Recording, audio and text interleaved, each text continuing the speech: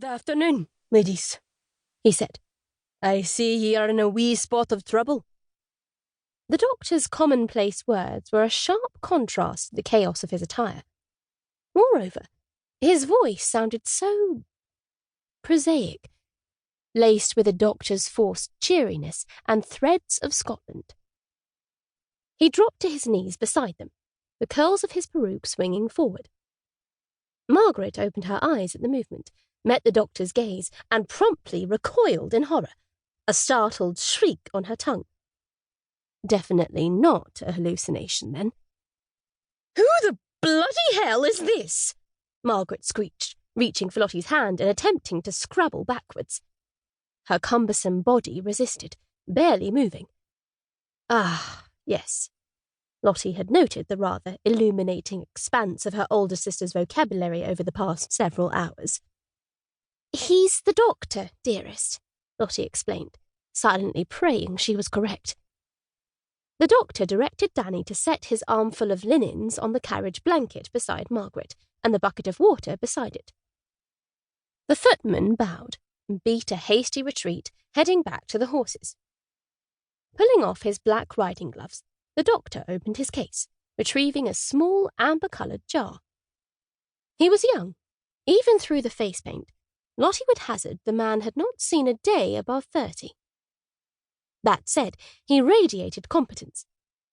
He situated a few more jars and then pulled out a pocket watch.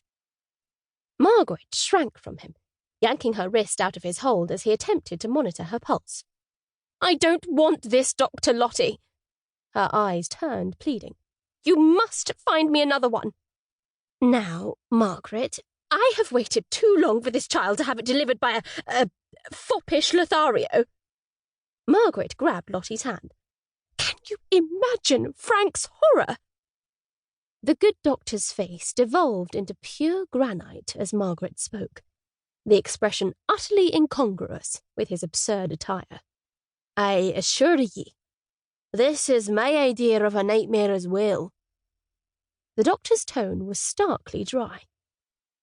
The mole patch on his right cheek slipped downwards, as if finally ascertaining that it was far too frivolous for his stern face.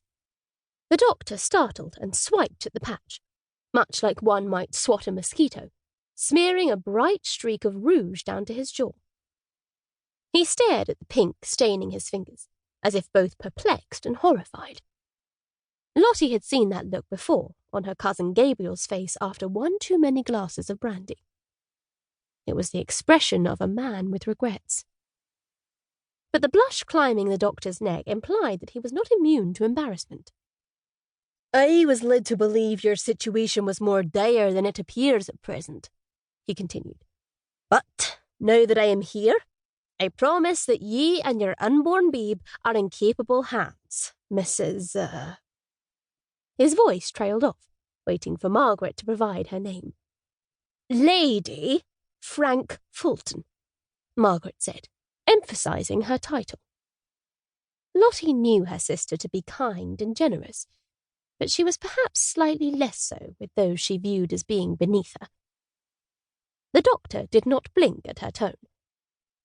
"Lady Frank, my apologies. I gather we both have a tale to tell." The doctor pulled a cloth from his case and proceeded to wipe the rouge from his hands with jerking motions. "For yourself, it will be how a finely bred lady ended up here atop of carriage blankets beneath a tree, ready to give birth." Margaret groaned again, eyes closing in pain and turning Lottie's fingers purple with the strain of her grip. "And for myself, it will be how I arrived dressed as ye see. This is not my habitual apparel." He waved a hand up and down to indicate his old-fashioned dress, eyes rolling in frustration. "I ken that this entire situation appears untoward, but the wee bairn cares naught for propriety, and will come into this world in the manner it chooses. We must merely make do with the hand God has dealt us." Lottie smiled. It might have been the exhaustion and stress clouding her thinking, but Lottie decided then and there she liked Dr. King Louis XIV.